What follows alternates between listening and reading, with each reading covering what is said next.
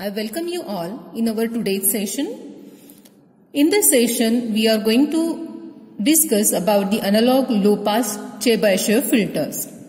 In our previous session, we have discussed about the low-pass Butterworth filter. Also, we have seen the steps to design the Butterworth filter. Okay, now in this session we are going to discuss about the Chebyshev filters and the types of the Chebyshev filters. There are two different types of Chebyshev filter, type 1 Chebyshev filter and the type 2 Chebyshev filter. In type 1 Chebyshev filters, these filters are all pole filters that exhibit equiripple behavior in the pass band while a monotonic characteristic in the stop band. On the other hand, the type 2 Chebyshev filter contains both poles and zeros and it exhibits a monotonic behavior in the pass band and equiripple behavior in the stop band. Okay, as shown here in this figure. Okay, so this is the type 1 behavior and the type 2 behavior. The magnitude square response of nth order type 1 filter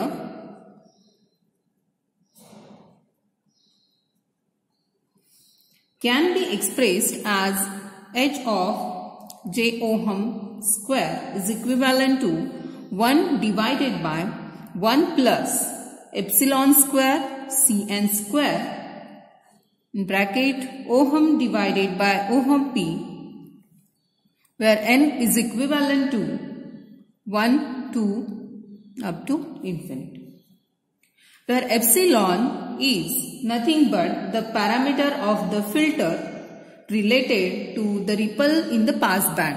Okay, this is nothing but the parameter of the filter, okay, which is related to the ripple in the pass band. Now what is this Cn of x? Okay, the Cnx is nothing but the nth order Chebyshev filter polynomial. Okay, and this is defined as Cn of x is equivalent to cos of n cos inverse x, where modulus of x should be always less than or equivalent to 1 for pass band. Okay, and for stop band, the Cn of x is defined as cos h n cos h inverse of x, where modulus of x should be always greater than 1 for stop band. Okay, this is nothing but the nth order Chebyshev polynomial for pass band as well as the stop band. Now, the Chebyshev polynomial is defined by the recursive formula as Cn of x is equivalent to 2x Cn minus 1 of x minus Cn minus 2 of x, where n should be always greater than 1. Okay, here C naught x is always equivalent to 1 and C1 of x is equivalent to x.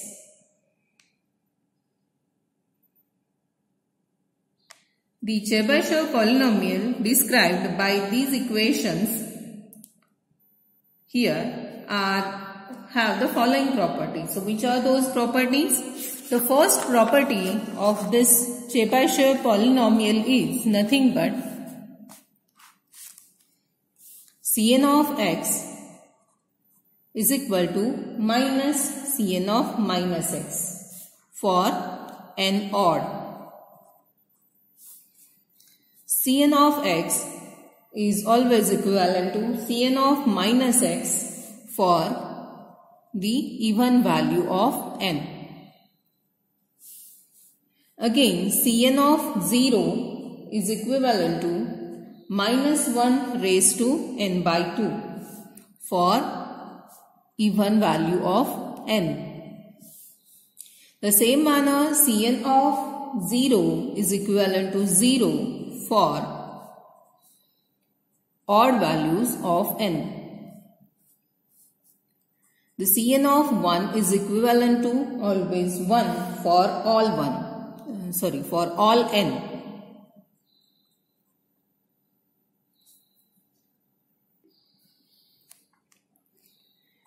The Cn of minus 1 is equal to 1 for even values of n, and Cn of minus 1 is equal to minus 1 for the odd values of n. Okay, so here we can see that for all n for all odd values of n, the Cn of x is always equivalent to minus Cn of minus x. For n even values, okay, Cn of x is equal to Cn of minus x. For n even values, Cn of 0 is equivalent to minus 1 raised to n by 2. For odd values of n, Cn of 0 is equal to 1. For all the values of n, whether it will be even or odd, Cn of 1 is equivalent to 1. Okay, for even values of n, Cn of minus 1 is equal to 1. For odd values of n, it is equivalent to minus 1. Okay, this is the first property of the polynomial. Then the second property is Cn of x oscillates with equal ripple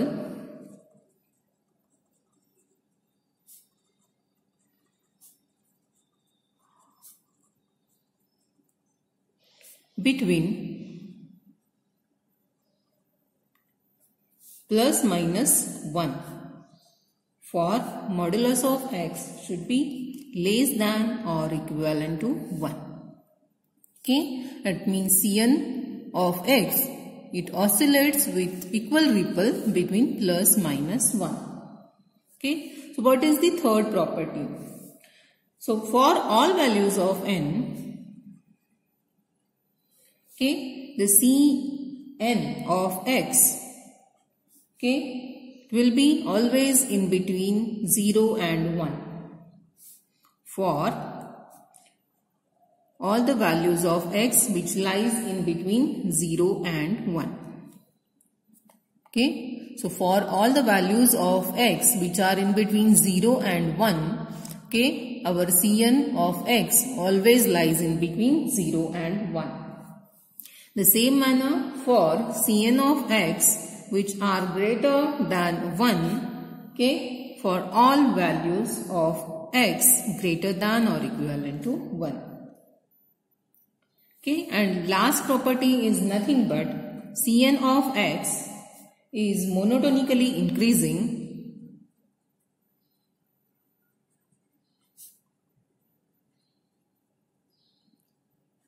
for modulus of x greater than 1 for all values of n. Okay, so these are the different properties of the polynomial or the Chebyshev polynomial. Okay, now here we are going to see the equiripple characteristic of Chebyshev filter. Okay, so these are nothing but the characteristic of the equiripple, or we can say that this is the equiripple characteristic of Chebyshev filter. For odd values of n, the oscillatory curves starts from the unity here, okay, and for even values of n, the oscillatory curve starts from 1 divided by square root of 1 plus epsilon square. Okay, now taking the logarithm of the previous equation that we have derived, okay, for h of j ohm, what it will be? Okay, the equation for h of j ohm is equivalent to, okay, it is nothing but 1 divided by 1 plus epsilon square Cn square ohm divided by ohm p. Okay, now what we are going to do? We are going to take the logarithm on both the sides. Okay, so what will be our equation then? it is nothing but 20 log modulus of h of j ohm is equal to 10 log 1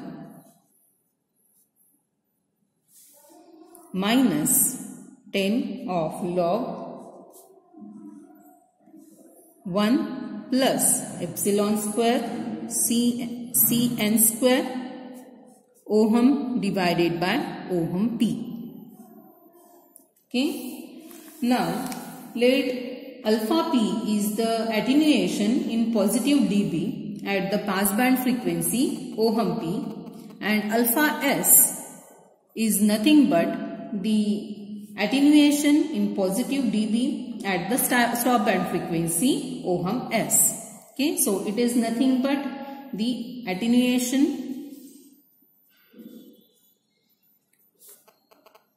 at the passband frequency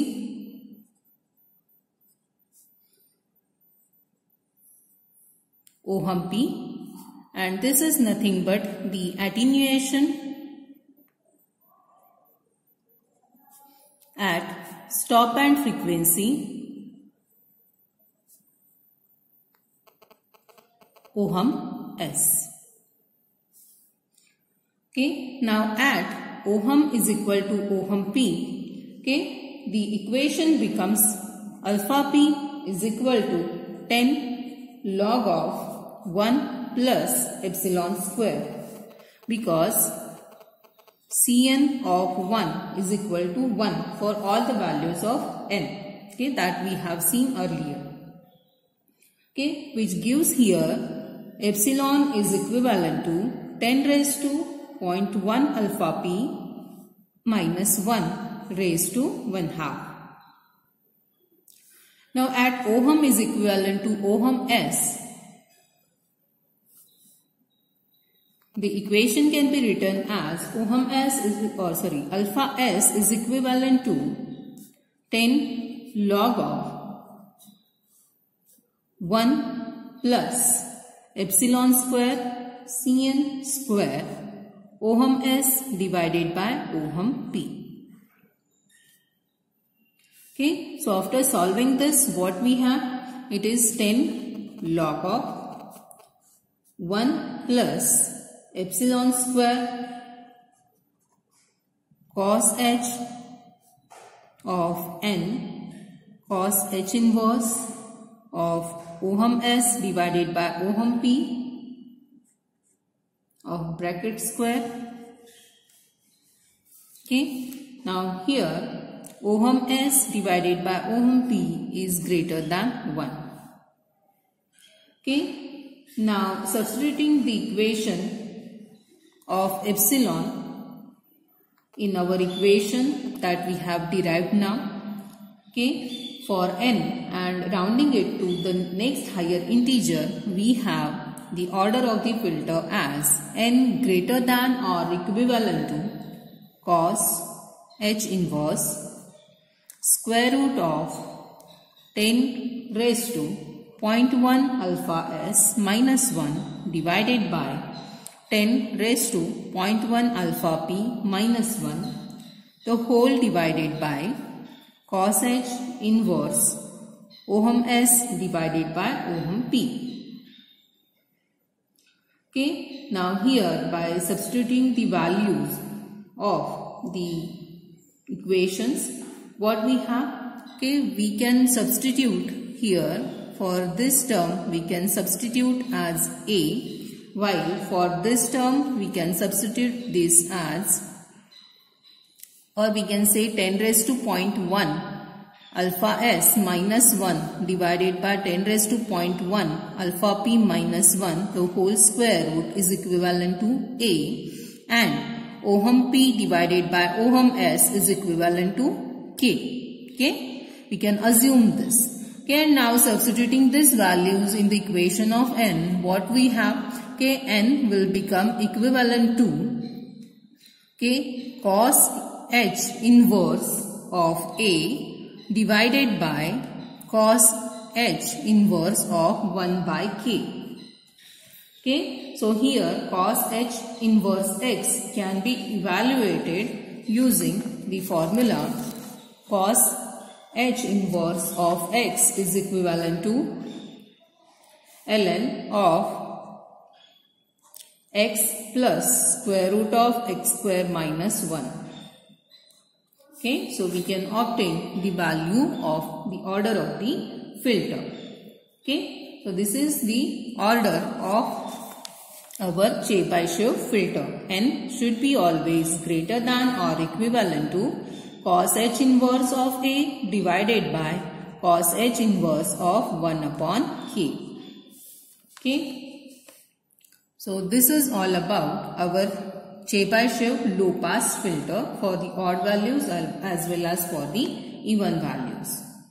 Now what about the pole locations for the Chebyshev filter?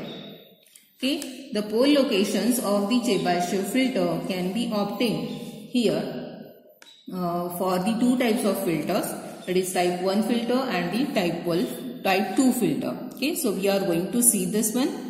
So pole locations for Chebyshev filter. Okay, how to find out the pole locations? The poles for type 1 filter are obtained by setting the denominator of the equation of Chebyshev filter equal to 0. Okay, so what is our equation? H of j ohm is equivalent to 1 divided by 1 plus epsilon square Cn square into ohm divided by ohm P. Sorry, Cn square of ohm divided by ohm P. Now what we have to do? We have to equate the denominator to 0. Okay, so our equation becomes 1 plus epsilon square Cn square of instead of ohm we are going to replace it by Js, it is minus Js divided by ohm P. Okay, where ohm is equivalent to minus Js. Okay, it is equal to 0. Okay, now simplifying the above equation we will get Cn of minus Js divided by ohm P is equivalent to plus minus j divided by epsilon, which is equivalent to again cos of n cos inverse of minus js divided by ohm p. Okay, here we define cos inverse of js divided by minus ohm p is equivalent to phi minus j theta. Okay, so our equation now becomes plus minus j divided by epsilon is equivalent to cos of n phi minus j n theta. Okay, now we know that cos of theta is equivalent to e raised to j theta plus e raised to minus j theta divided by 2. The same manner, we know that cos of j theta is equivalent to e raised to j of j theta plus e raised to minus j of j theta divided by 2, which is equivalent to again e raised to minus theta plus e raised to theta divided by 2. Okay, so this is equivalent to cos h theta or hyperbolic cos theta. Okay, so here replacing, so these things we have used here. Okay, now replacing these values we can have the plus minus j divided by epsilon is equivalent to cos of n phi into cos of j n theta plus sin of n phi into sin of j n theta. Okay, now again simplifying this, cos of n phi into cos h of n theta plus j sine n phi to cos sine h of n theta. Okay, so this is the value for plus minus j divided by epsilon. Now evaluating the real and imaginary part of this equation, we have, so this is our real part and this is the imaginary part. Okay, so evaluating this, we have here cos of n phi into cos h of n theta is equal to 0. That is our real part, and imaginary part is sine of n phi into sine h of n theta is equivalent to plus minus 1 divided by epsilon, which is our imaginary part. Okay, so since cos h is of n theta is always greater than 0 for theta real value, okay, then in order to satisfy the equation, first equation, we have phi is equivalent to 2k minus 1 into pi divided by 2n for all the values of k from 1 to n. Okay, now using this result, what we can say, we can now solve the equation for theta. Okay, where sine of n phi is always equivalent to plus minus 1. So substituting these values, okay, and solving for the equation of theta, we have theta is equal to plus minus 1 upon n sine h inverse of 1 upon epsilon. Okay, now here we are going to combine the equations. Okay, this is our first equation, this equation. Okay, again here this one and this one. Using three equations, we can say here that we can obtain the left half plane locations given by sk is equivalent to j ohm p cos of phi minus j theta. Okay, which can be written as j ohm p cos phi into cos h theta plus j sin phi into sin h theta. Okay, which is equivalent to ohm p into minus sin phi to sin h theta plus j cos phi into cos h theta. Okay, now we can simplify this using the identity at sin h inverse of epsilon inverse is equal to ln of epsilon square plus square root of 1 plus epsilon raised to minus 2. Epsilon inverse plus square root of 1 plus epsilon raised to minus 2. So what is this identity? Because here sin in h inverse of x is equivalent to ln of x plus square root of 1 plus x square. Okay, using this identity we can write this equation.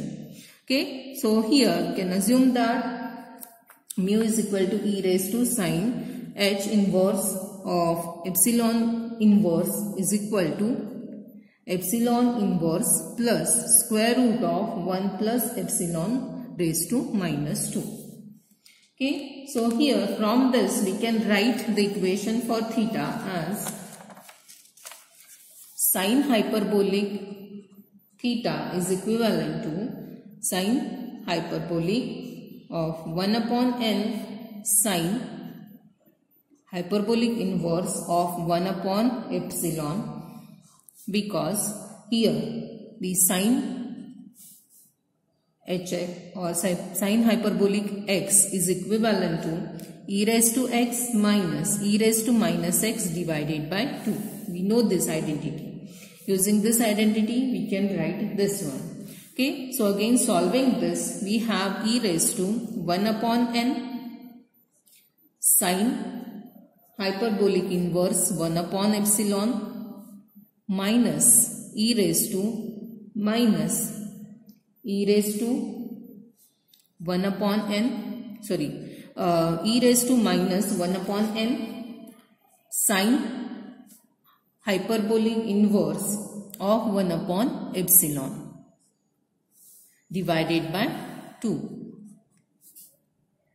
Okay, so again simplifying this, we have e raised to sine hyperbolic inverse of epsilon inverse raised to 1/2 minus e raised to minus sine hyperbolic inverse epsilon inverse raised to 1 by n.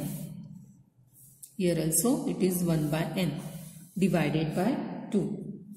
So instead of this we can replace it by mu. So mu raised to 1/2 minus mu raised to minus 1 by n. Mu raised to 1 by n minus mu raised to minus 1 by n divided by 2.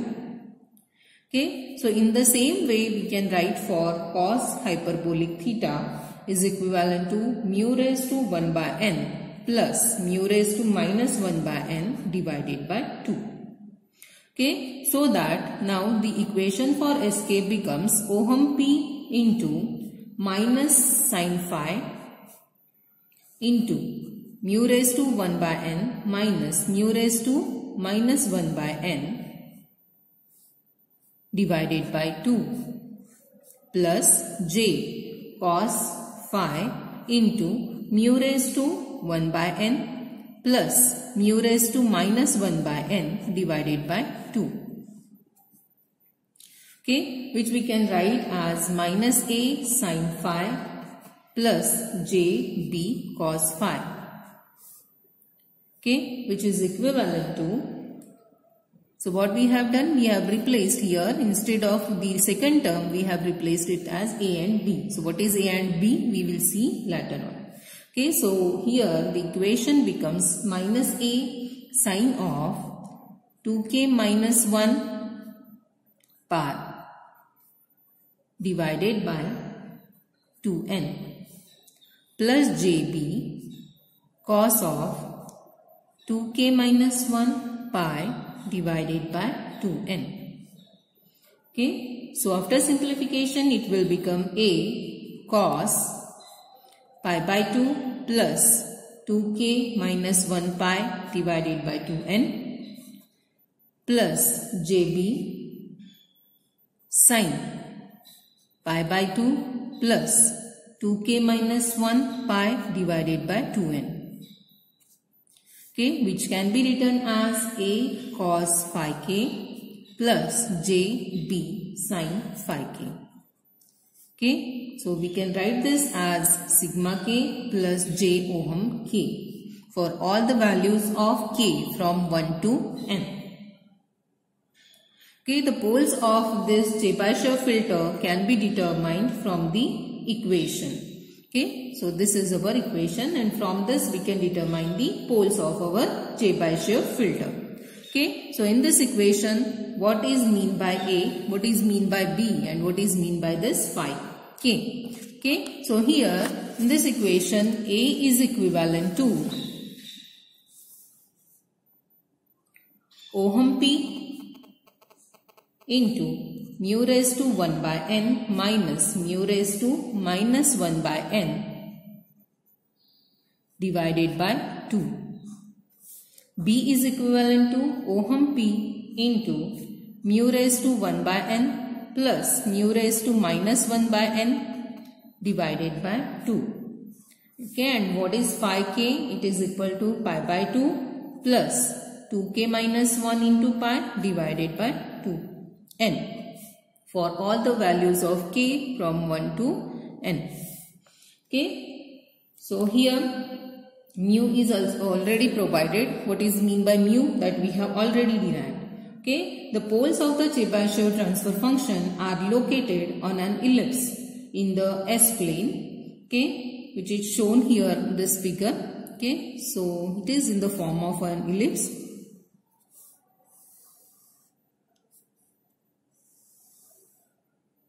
Okay, so this is RH plane poles and these are the LH plane poles of the Chebyshev filter.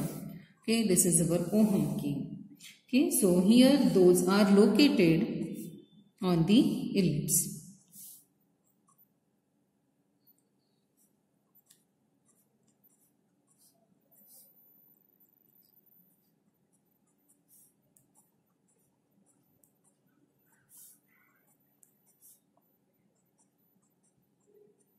Okay, so these are the poles of the Chebyshev filter.